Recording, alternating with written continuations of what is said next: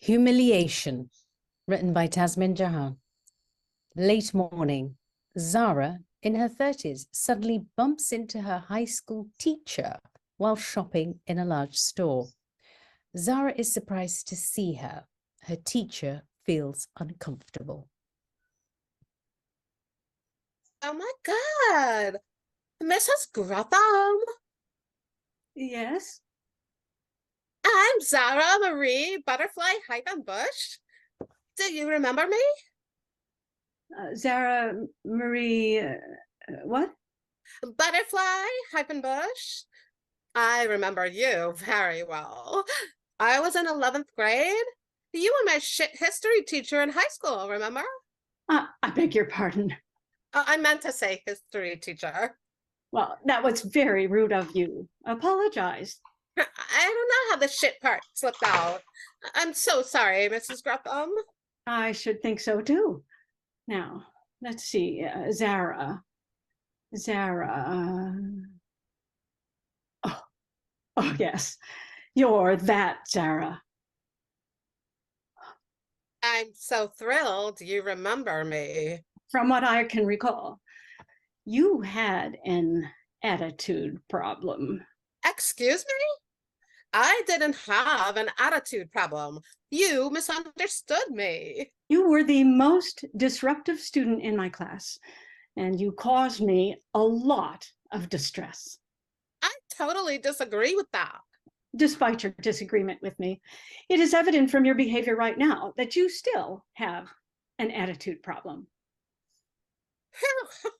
For a moment there, I thought we were still high school. Oh, it's all coming back to me now. Fond memories, I hope. I remember one particular morning, we were discussing Voltaire and his philosophical theories. And rather than concentrating on what I was explaining, you decided to giggle.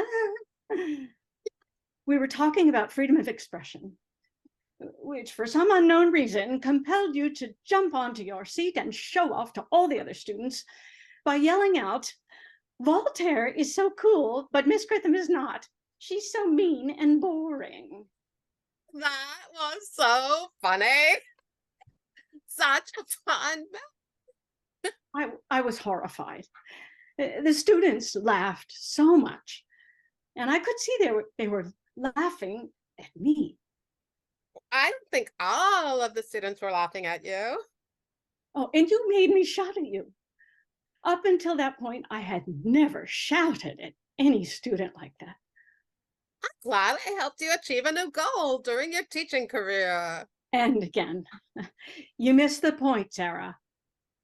Surely teaching isn't just about the achievements and league tables. It's also about the challenges and how we overcome them. I'm pleased I made a contribution. You pushed me too far that morning. After I asked you to calmly refrain from such behavior and told you to focus on the period of enlightenment chapter, you argued with me. No, I didn't. Yes, you did. Mrs. Gratham, I did not argue with you. Well, you can say that to me until you're blue in the face, but leopards don't change their spots. But Mrs. Gratham, I'm not a leopard. I'm a human being. You argued that standing on your seat and yelling out to the rest of the class, "Voltaire is cool, Mrs. Grytham is not, and she's so mean and boring," was an example of freedom of expression, and I should get over it and not cry about it. Well, I didn't mean to make you cry. I was just asserting my right to demonstrate a form of freedom of expression, and that exact idea only popped into my head once you'd mentioned it in class.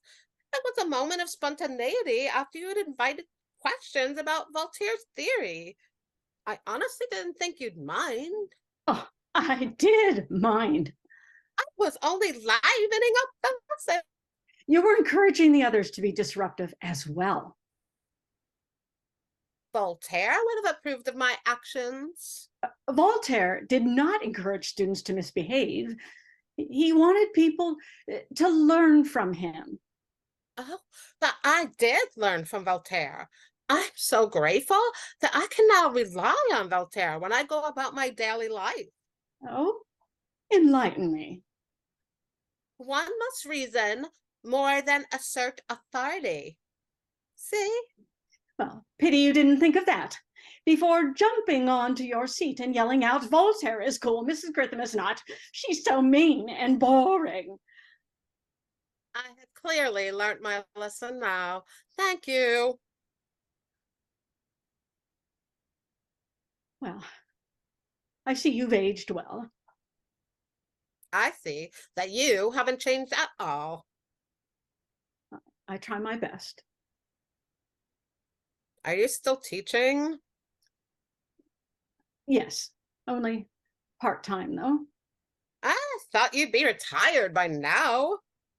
Just because I taught you in high school all those years ago doesn't mean I'm of retirement age already. And I'm very good at what I do. And a lot of students and fellow staff members appreciate me, unlike you. I must say, I wasn't expecting you to be so better after all these years. I resent that remark. Anyway, the reason why I chose to speak to you today in this lovely department store was to personally thank you for your harsh words to me back then, and for hurting my feelings too. Now, wait a minute. Didn't you say that I had no potential? I didn't say it like that. And you also said that only smart people understand the values of history and not someone like me. You're twisting my words. I don't have a habit of twisting anything, Mrs. Gretham. No need to take that tone with me. Mrs. Gretham, we're not in class anymore. We're supposed to be adults now. Yeah, I'm so glad you clarified that point, as I was totally confused from the start of this lamentable conversation. Lamentable. I feel exhausted already. I was simply here to window shop and browse a little and then buy something if I liked it. I was just looking for a new summer dress. I was hoping for a calm and peaceful day. Had I known I'd be going down memory lane with a former disruptive and awkward student, I would have given this shopping trip a miss. I was looking for a nice summer dress too. I had no idea or prediction that my chic history teacher would be checking out the new summer dress. Sarah, Marie, butterfly hyphen bush. You cannot say that word again. It was a reflex action this time. I couldn't help it. I have never tolerated bad language, young lady, and I still don't. And whatever you think, I know that I was and still am a good history teacher. For the record, you were the worst teacher I ever had in 11th grade. There you go. I said it. I wasn't going to say it, but I'm relieved that I got it off my chest. There's no such thing as a worse teacher. We teach the best of our abilities. And if you choose not to see that, you're on your own. That's just your opinion. I suggest you withdraw all of your ill-mannered remarks about me and be on your way. I will not withdraw any remarks, given that they're true. How old are you now? I'm 31. You're 31 years of age, and you're still carrying this emotional baggage.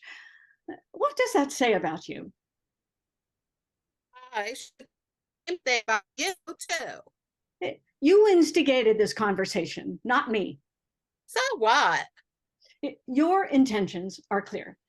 You wanted to judge and humiliate me today, and you've achieved that. But at That's how much I have been affected by your discouraging and nasty words about me. You should be ashamed of yourself.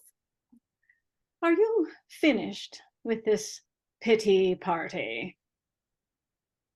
You deliberately isolated me from the rest of the class. That's not true. You weren't willing to do the work. You made me feel like a complete failure in front of my friends. That really hurt. Is that all you learned during my lessons? Hurt?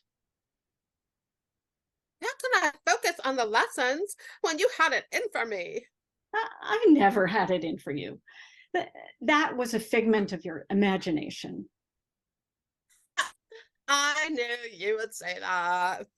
Well, it seems that you're very self-involved. I'm not self-involved. You are. Yeah. So to conclude, Bottom line is, I will never forgive you for how you made me feel. you know, I offered to help you, but you responded so negatively. You did. You made things sometimes worse for me when you told my parents about my lack of concentration and disruptive behavior.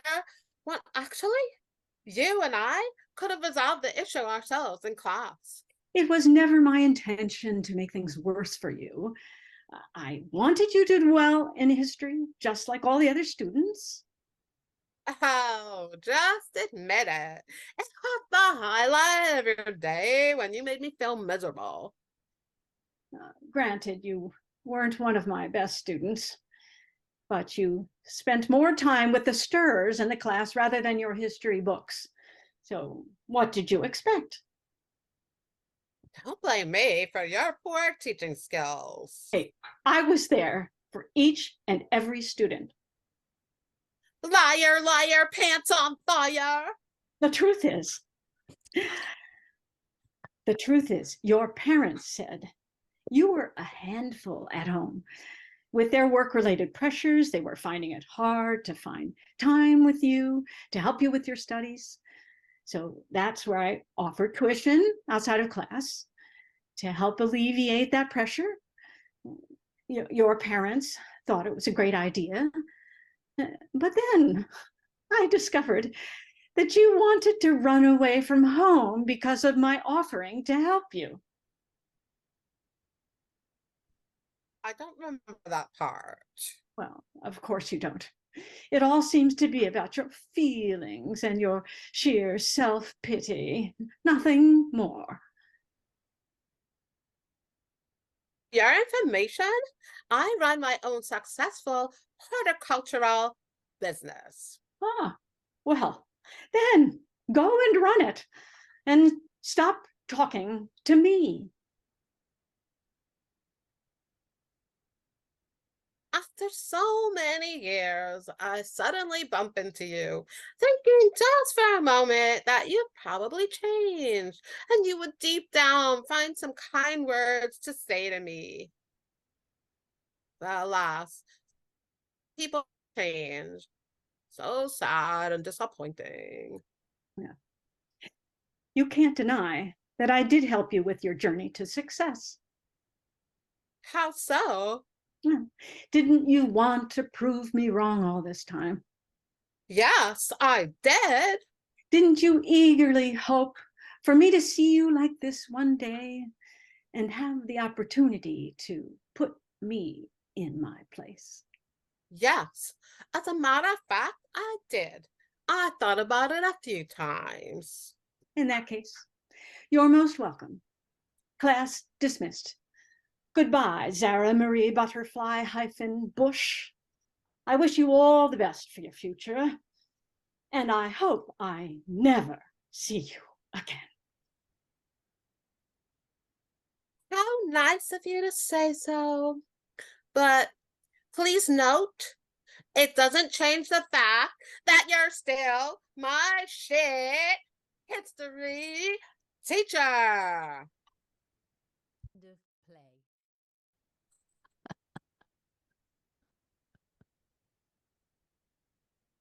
Well done.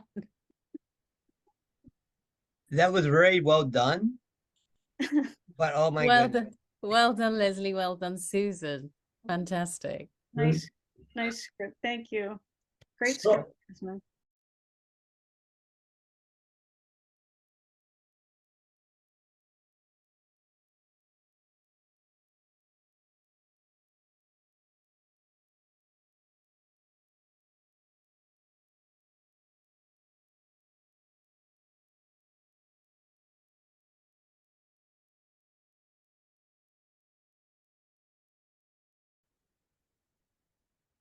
January 1st, 1900, Hannibal, Missouri. A comfortable parlor after midnight. A banner reads, Welcome 1900. Another banner reads, Hannibal School Class of 59 Reunion. Becky's tidying up after a party.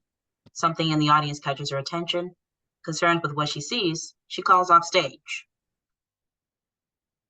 Tom? Tom? Drat that man. Gotcha. There you are. Should have known you'd disappear as soon as there's cleaning up to do. By jingoes, Becky, wouldn't that be fun? Vanishing into thin air. You get up to enough pranks already. Scientists reckon invisibility is possible. I'll believe it when I don't see it. Cheer up. Now, weren't that some party? Not like the old days. I recollect when we had reunions in a hall. Now what's left of us fit in our front parlor. Did you hear about Ben and Amy? Leaving town too. Someone's buying everyone out. Joe Harper does all the lawyering, but he won't let on who he's working for. Not even when I ply him with liquor. He's as tight-lipped as a bull's ass in fly time. They'll be making us an offer next. If and they dare, I'll lame 'em, dogged if I won't. Keep your shirt on. Man's got a right to defend his property. Well, go check the barn. I saw a light flickering out there. Becky, speculators don't snoop around in the middle of the night. They like a clear view of their targets. Maybe it's a hobo. Look, there it goes again. Dang me, someone's lighting a match. Blame fire risk. You be careful now, Tom. Gotcha, varmint. Land sakes. Fetch the rope, Becky. Rope. The hanging rope. Ain't no point tying the fella up. These chicken thieves never learn. Let's string him up and go to bed. What the blazes? We'll leave him swinging till dawn, then feed him to the dogs. Tom, you know me. It's me, Huck Finn. Of course I knowed you. I smelled your stinky pipe 10 paces away. Howdy, Huck. Howdy yourself. You were skidder than a mouse stepping on a rattlesnake. You hornswoggled me good and proper, Tom. I'll allow that. Serves you right. What was you up to out there? Just having a quiet smoke before coming to door knocking.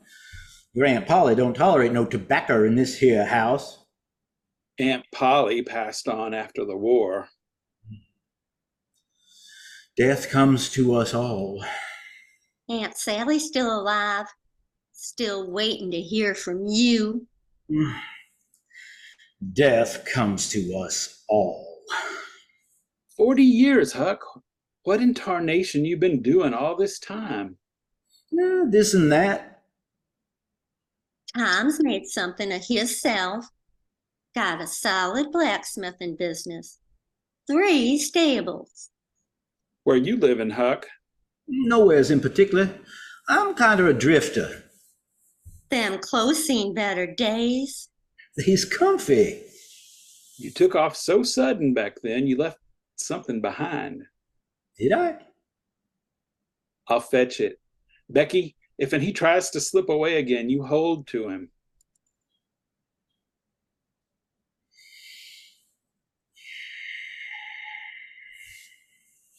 That chance of holding on to you, Huck Finn. Happy New Century, Rebecca. You call me Becky like everyone else, you skunk. If you wants me to leave. You stay put. Stop a while. Make polite conversation. Then shoot through like you always do. And never come back. Talk. Silence is suspicious like. Expect you got family. 6 chillin'. All Toms. Every last one. Including your firstborn? Boy or girl? None of your business. Kids asleep upstairs? All left home years ago. We got 11 grandchildren. Ooh-wee! You probably got us beat there, except you got no way of keeping count. Dreadful sorry, Becky, for... Tell that to your Clementines. I just can't be tied down. Don't make no never mind. Heap of water under a lot of bridges. I'd rather face the hanging rope than the tying down rope. I'd be mighty happy to oblige.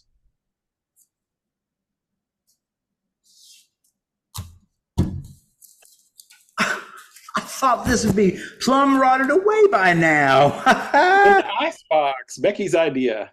Well, you're the one insisted on keeping the darn thing. I just wanted to store it out of sight. Right, coolin'. Brings back memories. We had some adventures, didn't we, Huck? Oh, Mr. Clemens sure thought so. He done give up on the real me. And his latest stories, he makes me an explorer or a detective. A Smith's too plain dull. You're a good provider, Tom. Sweating long hours at the forge. Speaking of which, some of us gotta work in the morning. Oh, sorry for keeping you all up so late. I best be off. Tide you over? Oh, shucks, Tom, keep your money. You'll be needing it more than me. What do you mean? This is the 20th century. Ain't no future in blacksmithing. You talking about them horseless carriage contraptions? These days we calls them automobiles. What do you know? Oh, I own 15 or 16. Automobiles? Nah, production line factories.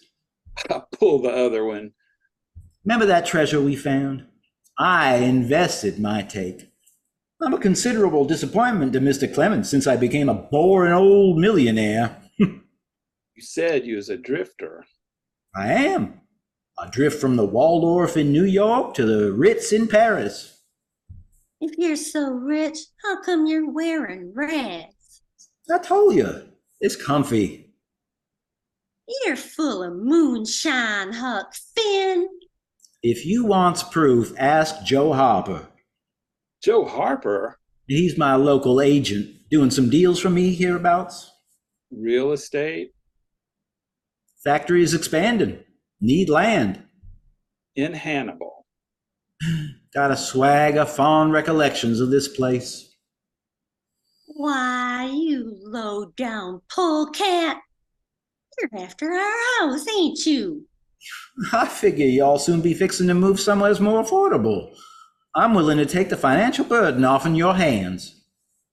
Tom, throw this trespasser out with a load of buckshot in his britches. He won't never forgive you, Huck. Guess not. But I do. What? Some folks think a blacksmith's a numbskull, but shoeing a horse takes more than muscle. Can't just hammer away at a hoof. Got to keep your wits about you and your eyes peeled, calculate where's to strike and where's not to.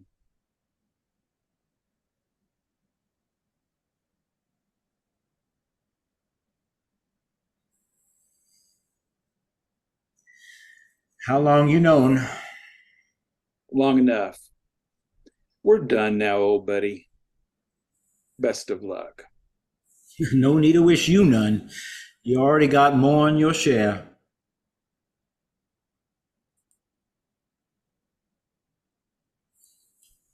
Becky sneaks up on Tom and hugs him from behind.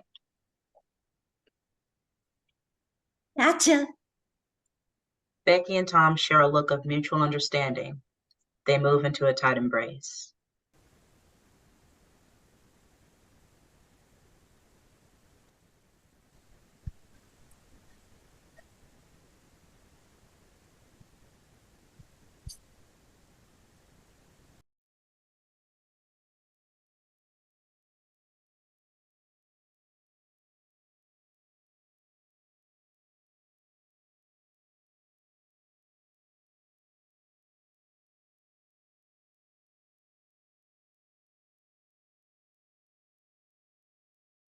DMV Tyrant by Christopher Durang.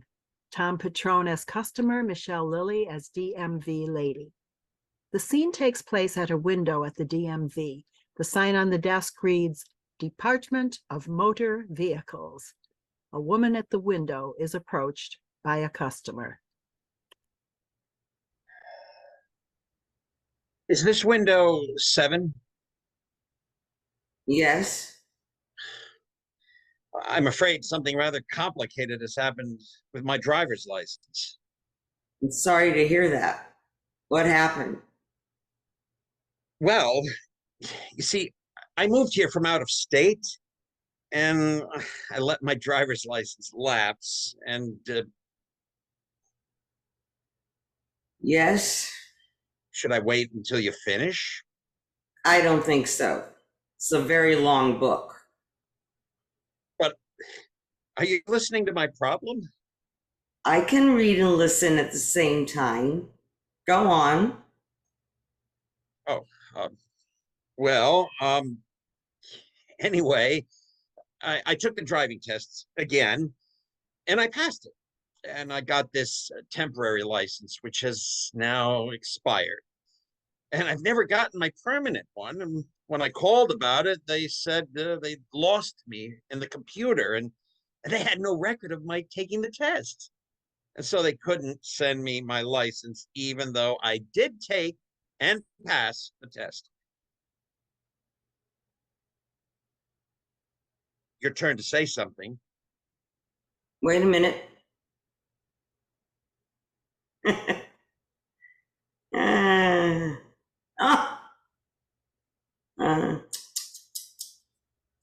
I wanted to finish the paragraph.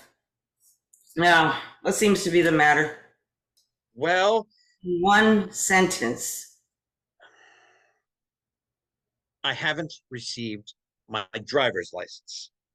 Let me see if you're on the computer. I'm not on the computer. Is your name? I'm not there. How do you spell that? I'm not on the computer. I went to window 3 and they told me there was no record of me on the computer. I am not window 3. I am window 7, and I need to know your name. James Agnes. Is that A as in aardvark, G as in Gesundheit, N as in nincompoop, E as in excruciating, S as in seltzer water, tab, J as in Jupiter, A as in Agnes, M as in Mary, E as in excruciating, and S as in slow, lingering death? Yes. Well, you're not on the computer. I told you I wasn't. Fine. I'll give you an award at the end of the day. How else may I help you? I would like to get my permanent license. I'm sorry. There's no record of you on the computer. Yes, but I have my temporary license.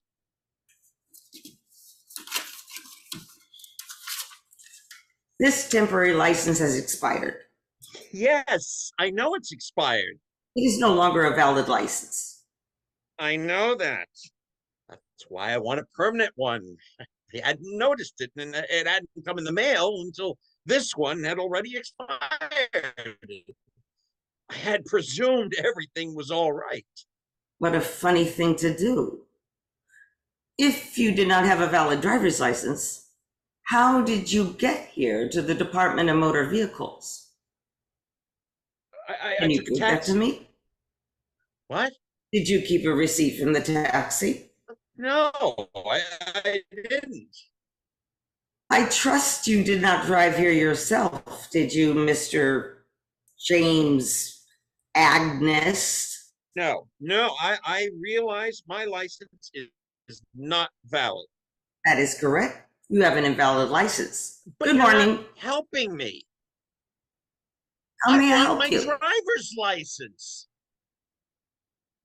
But You I must take the took driving test. The driving test. I have no record of that. No, you have no record of it. Some schmuck lost it in the computer. Kindly do not speak Yiddish to me. If you wish to make an appointment to take the driving test, go to window 4. I don't want to take the test again. Oh, when did you take the test before? The same date as that on my temporary license. February 3rd, 1820. The Division of Motor Vehicles did not exist in 1823. Let me see that. All right, it's a typo. It's clearly meant to be 2023. I am willing to agree with you that it is more likely a typo. You see, I don't stick to the rules on everything. I am human. What is your name again? James Agnes. Is that A as in aardvark, G as in Gesundheit? James Agnes! Let me see if we have a record of you on the computer. You don't! You don't! I told you, you don't! Why are you shouting at me? When I am shouted at, I do not feel like cooperating. But you haven't been cooperating. I have been cooperating. If I had not been cooperating, you would have been shouting at me much earlier than this. I want my license. Well, you can't have it. You're not on the computer. That's not my fault. And it's not my fault. We are both blameless. Isn't it a nice feeling? You are not helping me. I am doing everything in my power. But don't you have more power than you're using? Can't you, for instance, type me into the computer and then send me my license? No. Only the secretary at the driving test site can do that. But when she forgets to do that at the time of the driving test, can't someone else do it then? If the secretary at the driving test site is willing to write a note admitting that she had forgotten to type in your name, then I can enter your name into the computer. And then we will fire her. Do you want her to lose her job? No, I don't. I want you to lose your job. Don't see how you can expect me to help you if you're going to be hostile. Isn't there anything you can suggest to solve my problem?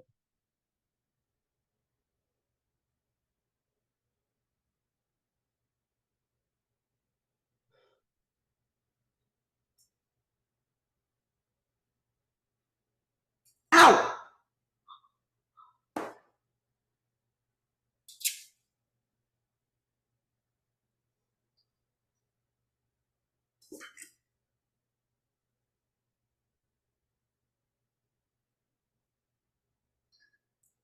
If you could relive the initial driving test, when it was finished, you could ask to watch the secretary type in your name and your test result into the computer.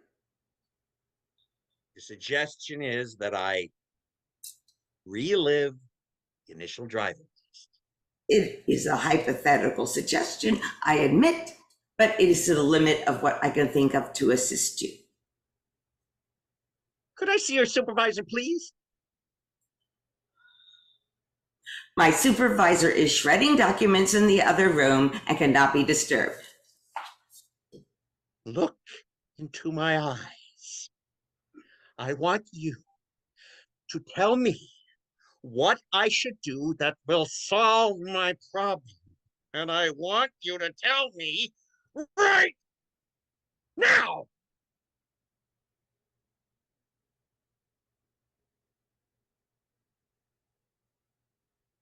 Move out of New York.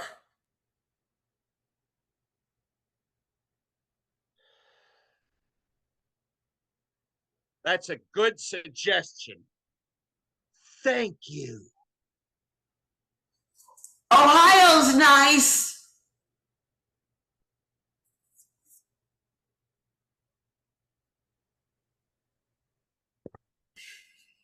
Oh my goodness Totally me. relate. Fantastic. I I really can enjoyed that. That so was relate. so fun. Hilarious. MV. Oh my goodness. Really so great, you guys. Thank you. Good Hilarious. job. Oh my goodness me.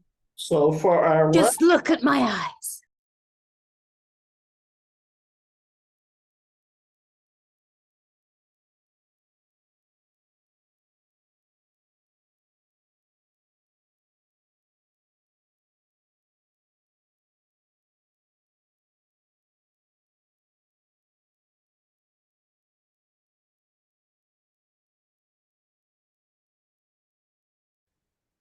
Quest for the Orb of Power, written by Stephen Joseph Olson.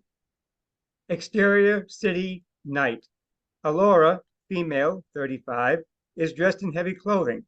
The wind whips around her as she clutches the hood of her coat to keep it from blowing off. She hurriedly moves down the street while glancing back over her shoulder. Alora pauses in front of a store's plate glass window. In the reflection, she notices a dark vehicle stopping across the street. A man dressed in dark clothing exits the vehicle. He stands motionless at the rear of the vehicle. Alora does not turn around, but she continues to watch the reflection as she moves away from the store. Alora begins to walk faster. She reaches an alley and slips into the darkness. She approaches the entrance of a nightclub. Before she enters, she looks back over her shoulder in both directions, then enters the nightclub. She struggles to pull the door tight behind her as the wind pushes on the door. Interior, crowded nightclub, dimly lit, continuous. Alora walks through the crowd of locals who have all gathered to watch a famous local musician, Zeke, male, 35, standing behind a console of digital musical instruments.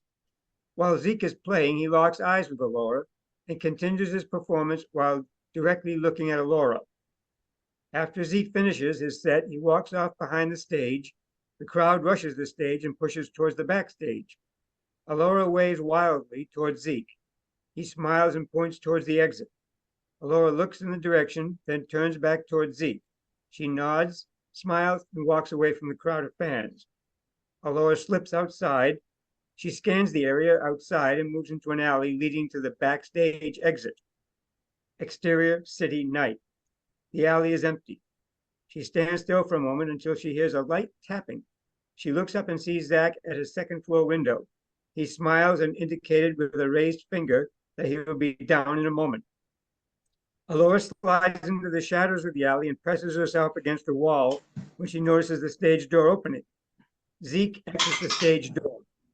He is wearing a heavy hooded coat. Yes. He pulls down on the hood to hide his face. He pauses in the alley, then lights a cigarette. He takes a drag and looks around the alley.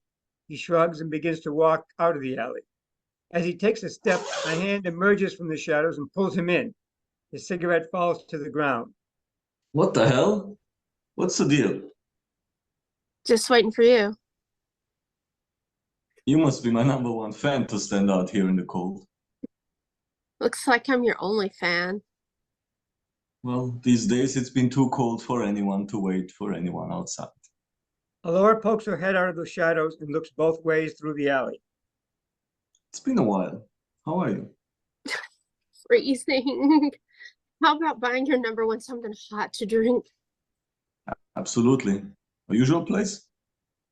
Someplace closer. I want to talk before my lips freeze together. Then across the street. If we hold each other tightly, we just might make it before we turn into ice cubes. Are you sure that's the only reason? Reason for what? Holding each other tightly. Well, you haven't let go. I don't intend to. Let's go. Alora drags Zeke to the end of the alley. She scans the street, then drags Zeke to the other side. They rush inside a local bar. Interior, bar, continuous. Alora and Zeke move towards a back booth. Alora keeps her head down as they brush past the other patrons. Zeke removes his heavy outer coat, revealing a very heavy sweater, which he leaves on. Zeke stares at Alora for a moment as she continues to pull her hood down while scanning the bar. You gonna keep that on? For now. Did your mother ever warn you about getting overheated inside? My mother only cared about staying heated. And my mother only cared about losing her looks. Alora slowly removes her hood, pauses for a moment as she looks around, then removes her coat. What's going on? Nothing's going on. Why?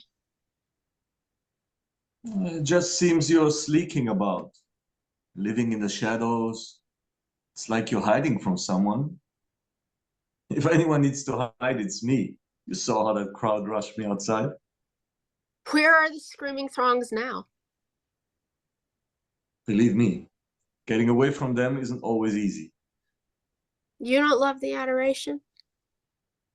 It's not like it was when I first started out. There's a lot of psychos out there. And some of them are running our world. Let's not. I don't want to get into one of your political discourses. It's personal now. What does that mean? They called up my father. No. Are you sure? He's past the age requirements. Not anymore. Those psychos in our government changed the age limit. They're now taking in anyone 65 or older. Hey, so now my mother might finally do something useful. It's not funny. Besides, your mother's status level prevents her from being called up. She's lucky she married up. But my father's not so lucky. They allocated him to level 2 status. Damn, level 2? I thought financially he was okay. Not these days. The oligarchy skewed everything in their favor. Is there anything you can do to change his level? You've got a couple million digit values lying around? No. No, I don't. And it sounds like I better be stashing it away so I don't get called up. You better believe it. The only thing saving me is working for the grid. Of course, the way things are going, that won't save me once I transition as an elder. That's still a way off yet. It's only another 30 years. And the same for you as well. In 30 years, we could both be in a thermal tube. What? Damn. Am I that old already? Just yesterday I was 19. Yeah. It goes by quicker than we think. One day we're living our lives. The next day we're laying in a thermal tube, draining our body heat for the comfort of the rich and famous. Social politics aside, the tubes benefits everyone. Yeah, but we're the ones in the tube. The 1% never get in a tube. Then we better focus on becoming a 1%er. By then, my father would be dead. That doesn't show much faith in my abilities. I am serious. Have you ever seen what becomes of a person once they step out of those tubes? Has anyone? Have. Each day in a tube with your body heat removed takes a toll on your organs. Your life expectancy diminishes. My father will die from it. No, come on. That's just some crazy conspiracy theories. Those people go into the tubes because they need the job. Without their services, we'd all freeze to death. You're wrong. We've all been screwed by them. By who? The lackeys of the 1%ers. Every elected official is in the pockets of the carpetbaggers. First, they deplete our resources, then replace all low-level jobs with algorithms. They created a world without choices. Now we heat their homes. See, everyone benefits. People get jobs and we all get out of the cold. People are dying. They don't know it, but the tube's draining their body heat away, slowly killing them. Do you know why they've opened the southern borders? Yeah, so that those poor bastards can escape their unprivileged lives for better opportunities here. That's what they want us to believe. It's all about the numbers. More bodies are needed. The world is freezing. You're gonna blame it on global freezing? Come on, global freezing ain't real. Hide your head in the sand. I can't. I cannot let my father go in those tubes. Even if any of this crap was true, what is the alternative? An alternate source of power? Wood? Coal? Oil? Nuclear created too much waste. Wind, solar. Solar, what's solar without the sun? It's all been tried and it all failed. There's this. Alora takes out a small, thin digital pad and slides it over to Zeke. What's this? Alora presses a button and a 3D images projects from the pad. Where did you get this? From the Creds archive. It was buried in some unrelated files. This can't be real. I think it is. This was real. Why hasn't it been used? Look at it. It's an unlimited power source. It's self-renewing. Once it's in place, it never has to be managed. It's completely self-sustaining. So again, why hasn't it been used? Because there's no profit in energy source that's self-sustaining. That's why it was buried.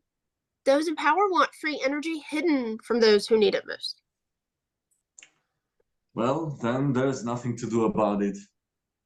How about a drink? How could you think about drinking at a time like this? Look where we are. What else will we do in a bar? Zeke stands up and begins to walk towards the bar. Plan. Plan? Plan what? The plan to acquire the orb. Zeke stops and turns to Alora.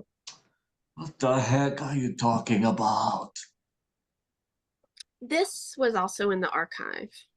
Alora presses another button. The projection changes. That's the last known location of Kent Lombard, And who's Kent Lombard? the inventor of the power orb. And we're going to find him. Why would we do that? It changed the world. What if I like it the way it is? But you don't. I know you don't. You've just accepted everything because you don't think it can change. You're wrong. I know it can't. But it can. If we find Kent Lombard, we can bring back the orb to the world and destroy those tubes. And what if this mysterious Mr. Lombard doesn't want his orb to be used? And we steal it. Wait, what? Are you insane? I'm gonna do whatever it takes to keep my father out of those tubes. Did you ever consider the idea that the reason the orb was never used was because it just doesn't work? I have to at least find out. I have to try, and I need your help. What? You want me to provide you backup music? You're still part of the Ranger, yeah. I need that drink more than before. Zeke stands up. Alora grabs his arm and pulls him back down. What the hell? I want a... That man. What man? He just came in. The one in all black. That's a nice retro look. So what? He's been following me. Why would he be following you? I'm not supposed to have these files. Alora grabs the pad and shoves it into her coat. Well, what did you do? Did you steal something? Maybe. I don't need this. I can't get mixed up in your conspiracy, fantasies, whatever you have. Just put it back. It's too late for that. We gotta get out of here. Not we. I'm not any part of this. All I want right now is a drink. Zeke stands up and walks away. Don't leave. Zeke continues to the bar.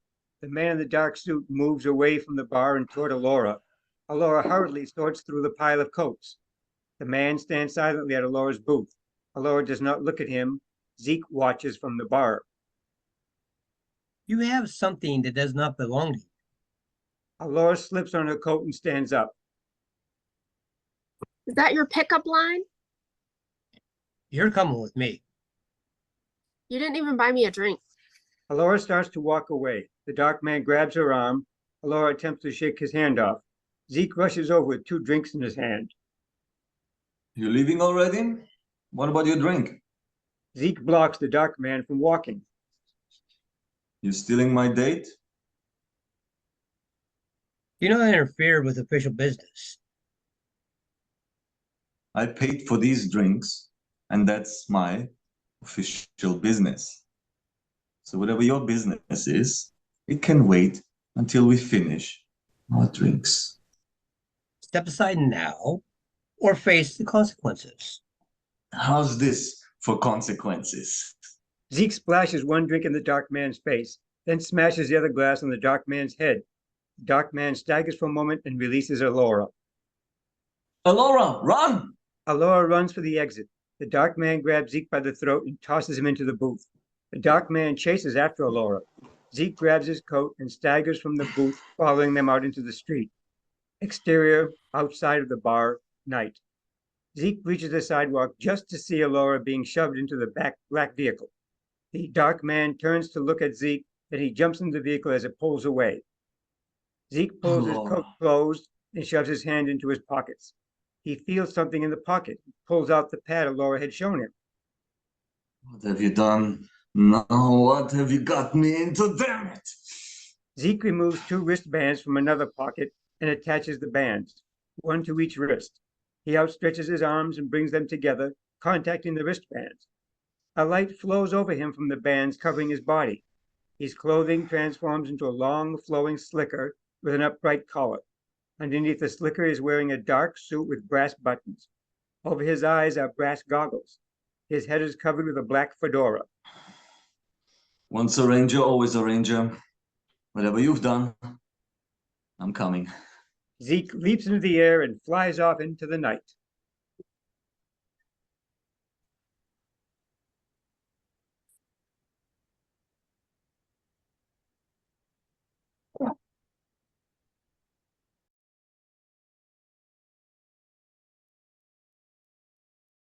And we're all back.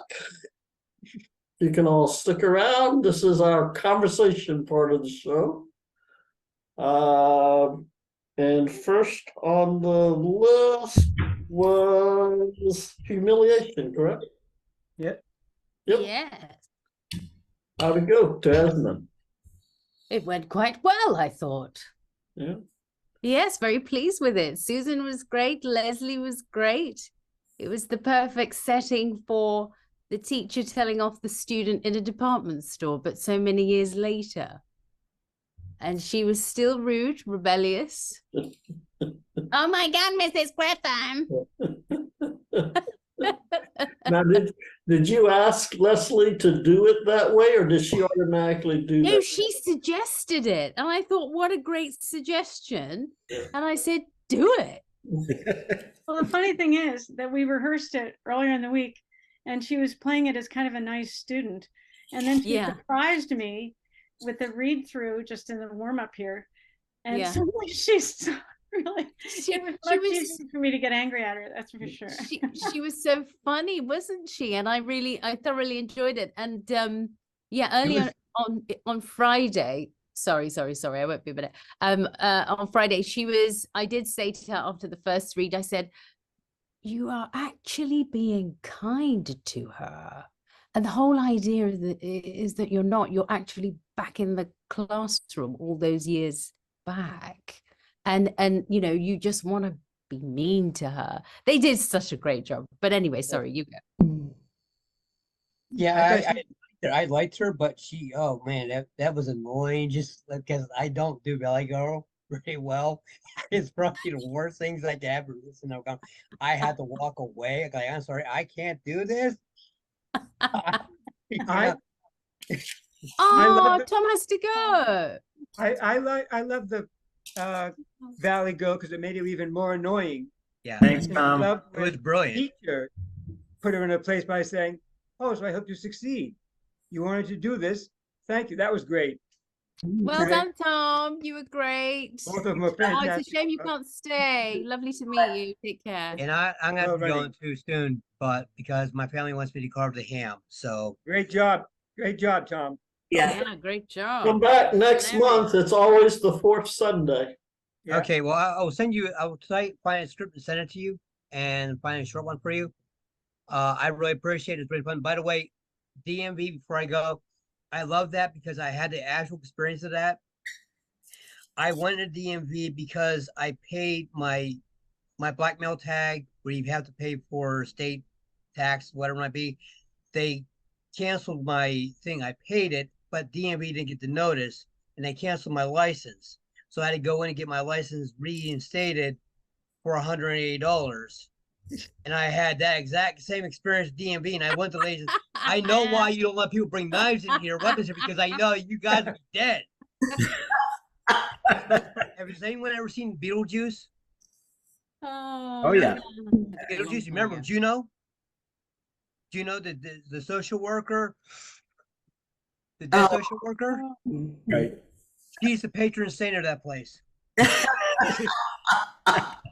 Oh, A lot of bad memories at the DMV. Yeah, a lot of bad memories. Oh, I hate DMV. My son, we took my son to get his ID, and they got something for DMV for a register for his license where he's at. He says, well, you need something else. Well, you sent it to me. Yes, but you need something else to identify that you live there.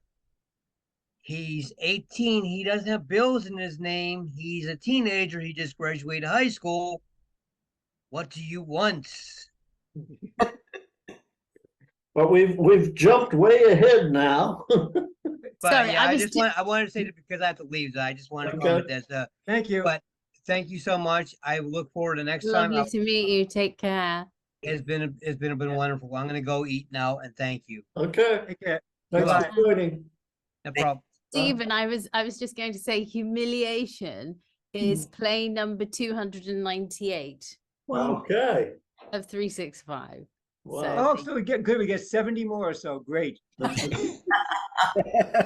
you know what? I almost chose a different play for today. And when I read it, I was like, okay, I'm not feeling it. I know I wrote it, but I am so not feeling it because there were so many of them. And I thought humiliation's gonna work. And I'm glad we did it today. Susan was fab. And Leslie was great with her Valley Girl. And I was like, okay, let's see how this is gonna work out. And it worked out really well. And at the end, she topped it off really well by sticking her tongue out. Yeah. So it was really good. Is the play in LA one of your 365s? Yes, it's play number 153. Oh, okay. What's it called? Stop drinking, Drinking, man. man. Ooh. Are you coming out here? Yes, that's why next month there's no script. Yeah, I'll be flying in on the 19th. The Oh, show's on the fantastic. 20th.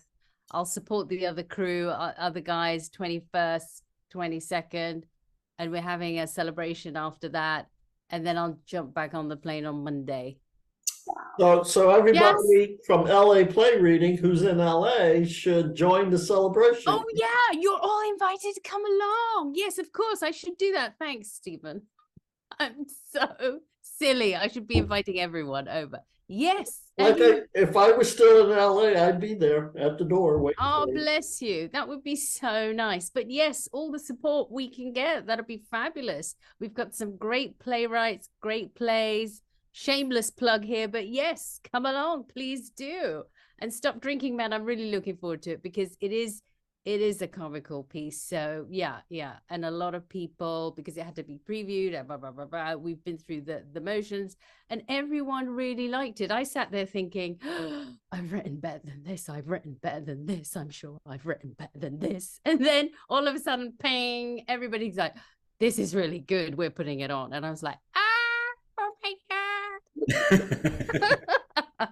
So yeah. So I've just got to make sure that my flight gets in on time and isn't delayed, touch wood. Oh my God, if it is, I'll miss the whole blooming thing. So I'll get in Thursday evening and then I'll freshen up and hopefully my hair won't be sticking up, picking up frequencies. That's the only thing, one of the things that I'm concerned about at the moment.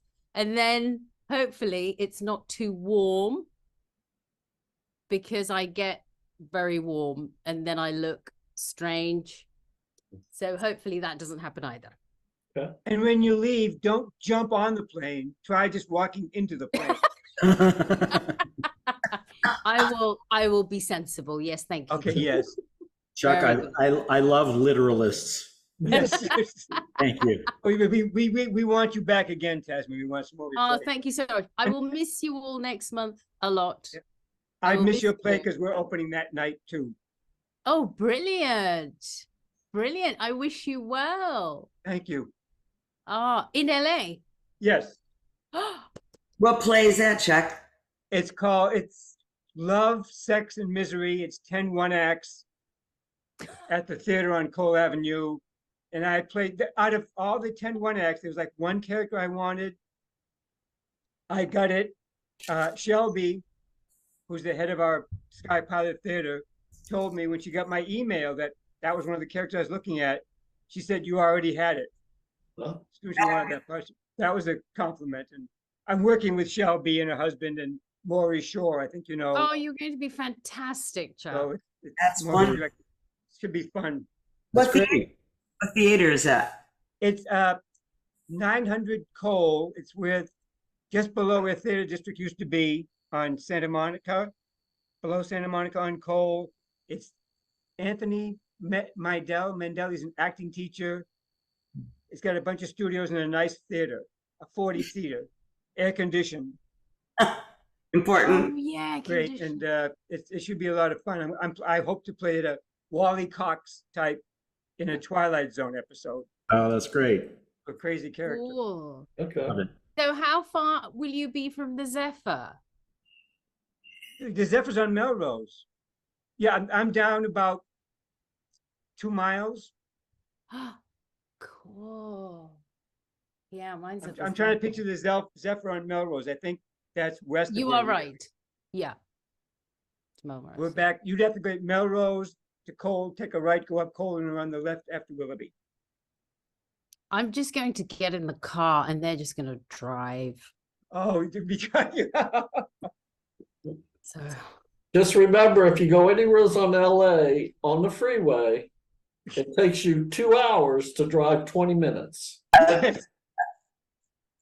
Oh, It's like driving in the city in London. That's all right. Yeah, that's on a light day. Right. Yeah. So you got to plan for that if you're driving around LA. Yeah. So Oh, you better get here on a Monday, then you don't be away, and you might make it by Friday. gosh. No, I will take it all in. I Okay. will keep an open mind. I'll take it all in. All right. Enjoy it. Moving on to Becky and Tom from Mr. Rex McGregor. Never thought about doing the sequel to the Tom and Huck stories. That was Yeah. interesting. Yeah. What made you think about doing that? Oh, it was originally a prompt from a theatre to do a play about a reunion. So I figured, Cool. who can I have meeting up again after 40 years? And there you go. Great idea. Yeah. Yeah, Yes. that was Worked well. great. And it's so well written, Rex. That was so funny. I loved it. Very naughty of Huck and Becky. Yes. Yeah, naughty is Yeah. a good word, isn't it? Yeah. Yeah, we'll keep it at that. Yeah. Yeah. Yeah. Well No, done. very well done. Took me a Yeah, couple well times. done to the actors. Yeah. Yeah, Yes, to hear thank you, Clemens. actors. Clemens. Oh, Samuel Clemens. It took me a couple times to hear Yeah. Clemens. Oh, yes, Yep. the writer, and he's Wow, no, he's very creative, very ingenious. Well done. And I visited Mark Twain's house recently. Really? Did you? Oh, Just how yesterday. Yesterday. lovely. Where is it? Lovely. It's in Hartford, Connecticut. Uh-huh. Oh, Yeah. I've actually been to Hannibal, Missouri, and Oh, saw where he grew up. So that was kind of fun for me to play that part and picture what I saw in Hannibal, Missouri, where Mark Twain grew up and thought about all of those characters. Well done. It's fun for Very me to good play character. that. Very. Yeah. Rex, have you all. thought about expanding it beyond 10 minutes to make it a full-length play? no, I think most of my 10 minutes I try to keep at that length. So I've very rarely expanded them.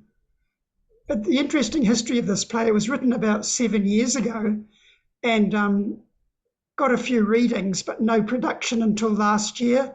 And now I've had another one this year. So Cool. starting to get productions after 7 years. Are you participating in the November 10-minute festival at the Amazing Theater?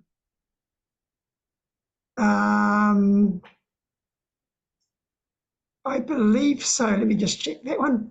Okay. Where is that? It's in Sandy Springs, Maryland. Yeah. A play we did here called Rich Pickings about the homeless guys trying to get a berth on a yacht. Yeah, because Oh, the theme was supposed to be blessings. Yeah, so that was the play about paying it forward. Okay. yeah. Well, I guess I won't see you again, but I do plan on attending. Yeah, sounds good. I hope it goes well. Yeah. Yes. Yeah, it's interesting. That play, I've had a couple of productions this year, but the theatres didn't send any photos and very poor communication. Some of them are like that. Yeah. Yeah, that's Alice and Percy. Sometimes they respond. Oh no, not that theatre. No, I did get the Sandy Springs. They did Amazing Theatre. They did send photos, but I mean for Rich Pickings, I've had 2 separate productions in other places in the States, but they didn't send any photos. Oh, that's too bad. So, Did you send an email saying, "Where are my photos"? I send one asking, but I don't follow up. That's all right. You know what it looks like anyway. I think a lot of theatres just don't bother doing photos. Yeah. There's nothing on Facebook or anything. Oh, that's good. I guess we just don't know the value of social media. Yeah. I have to go, everybody. I want to thank you so much. It was so fun. Oh no, Oh, don't go, Keith. Thank you so much for your performance, Michelle. That was Yes. delightful. Yeah, you were Instead of the great. DMV. You don't have You a few, did you don't have it. a few minutes to talk about DMV, or did we talk about it enough? Yeah, you did. I really appreciate everybody's response so Oh, much. you were fabulous, and so was Tom. Oh, hilarious! I was laughing out loud. God, it Oh, was, my yeah, goodness me too. I mean, I I'm know so- this, I know that play pretty well, but I mean, you and Tom, Yeah, it what was a brilliant. dream casting Yeah. of that play. That was so funny. You really had me laughing. You're very I'm glad I didn't get a lady like that at DMV. Was Michelle, was Christopher here? She just going through her back way. I could get Christopher Durang, and I could have gotten Neil Simon. I mean, you know, that would have been amazing. But yeah. So Christopher Durang, I guess, is supposed to be a well-known writer. Then the name wasn't familiar to me. Yeah, he's a great playwright. He's had so many successes. I guess he won the Tony a few years ago for Vanya, Sonia, Masha, and Spike. Yeah. Which was, oh God, I saw that at the Mark Taper Theater. I think I went like 5 times to it. It was just spectacular. Yeah, he's known And for his David success. Hyde Pierce directed it. Yeah. Now I know why you were telling me that Christopher Durang was not going to be directing today. I just thought he was a friend of yours. Should have dropped him a line. Matter of fact, I don't even want him to see that I'm doing it. So. Oh, come on. He would have loved it. Yes. I think you would have. I think I sent a message to Tom. I said, you've done Christopher Durang proud. And so I say that to you too, Michelle. It's fantastic. Yeah, That's brilliant. Brilliant. It. Yeah. See you guys later, and thank you all. See you Take care, dear. soon. Take care. Really great day, great writing, great acting. So enjoyed it. Thank you, Stephen. Sure. Anytime. Bye. Bye. Bye.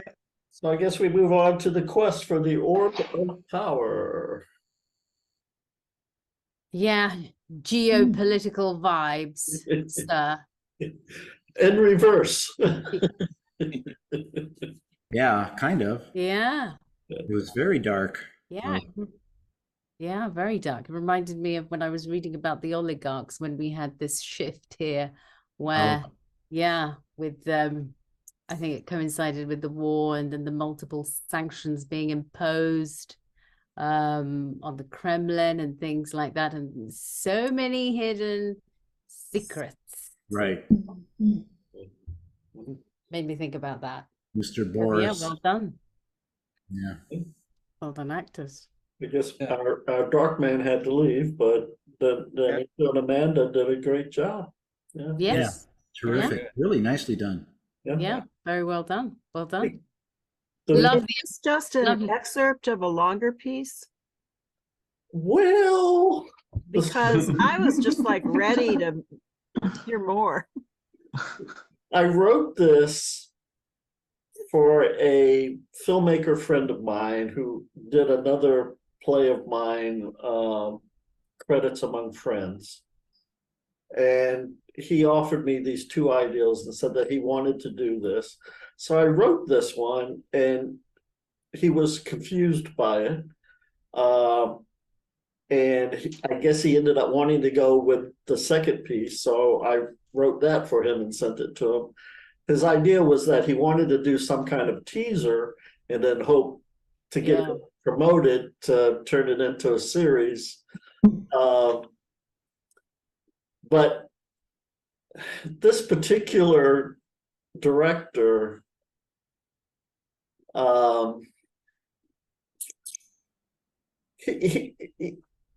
when I talked to him on the phone, we're on there for 2 hours. And he talks about everything, and he goes off in all different directions, and sometimes it's hard to get him back to tell so that I know what he's after. So I wrote this with the ideal that he was going to use it, but then he decided not to use it. He decided to go with something else. But I get into these situations a few times with people who ask for something, and I write it, and then they don't use it, and then I say, ah, I wrote it, I'm going to use it. So that's why. Yeah, absolutely. Yeah, no, the teaser you mentioned, yes, because I was thinking, okay, where's the biting point? Okay, when is it going to make me, think, draw me in like that? And then as it was progressing, I was like, whoa, okay, something lies beneath, and here we go. Yeah. So yeah, it worked well. And I had everything kind of worked out for how it was going to go in the future, at least in my mind. So, I might expand on it. Not sure yet. Yeah, be interesting. I hope so.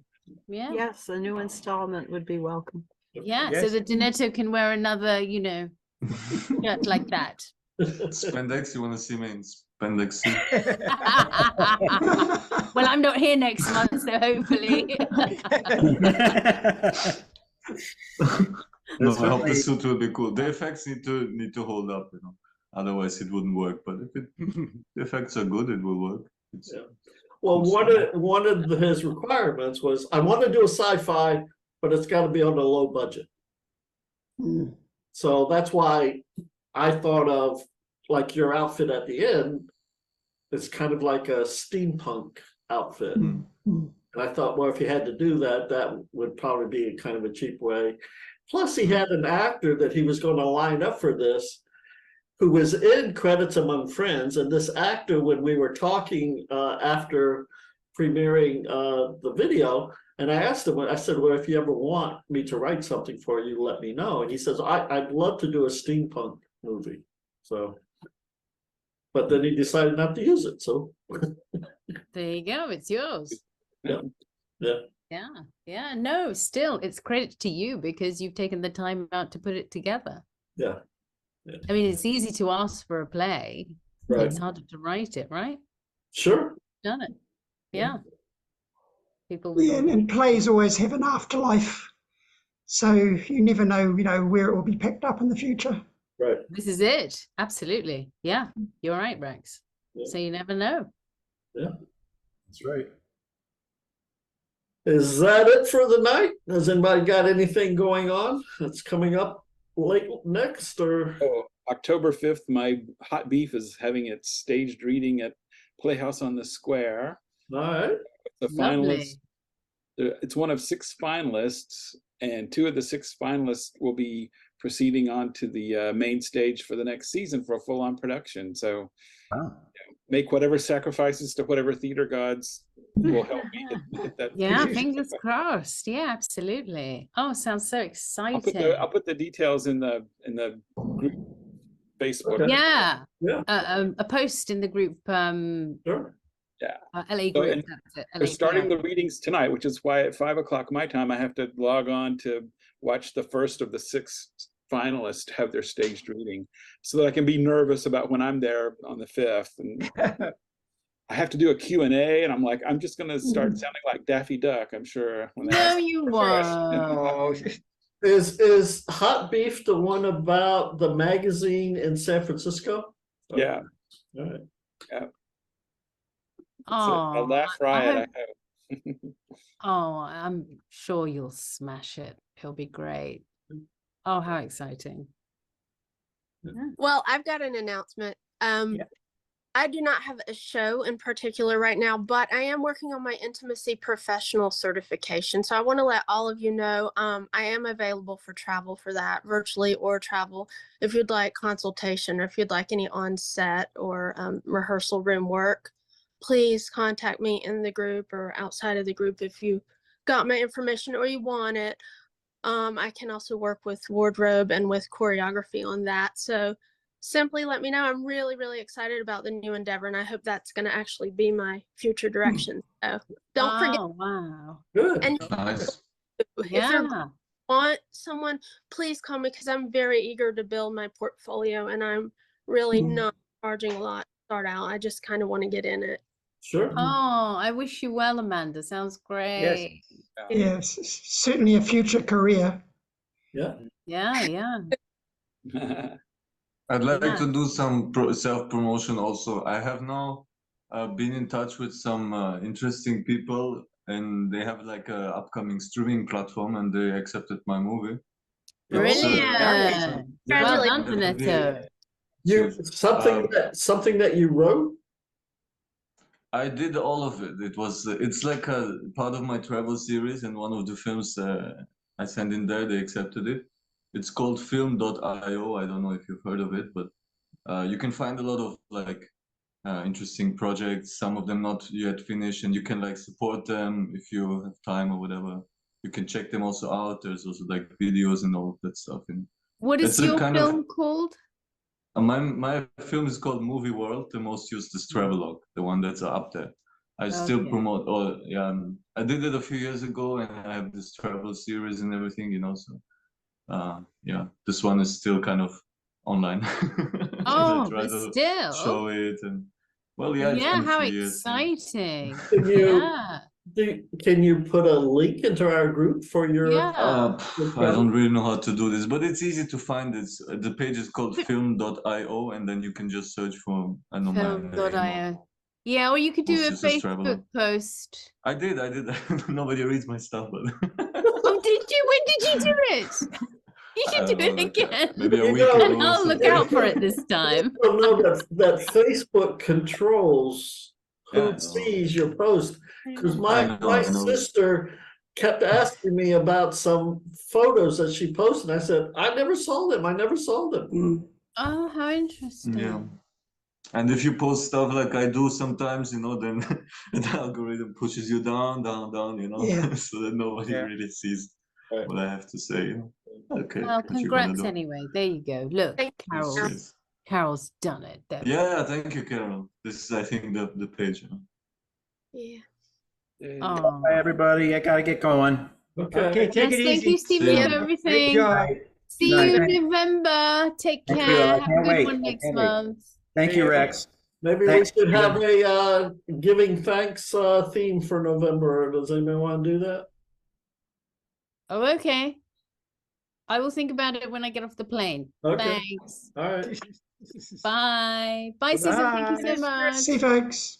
See you. Bye. Thankful, everybody. Bye-bye.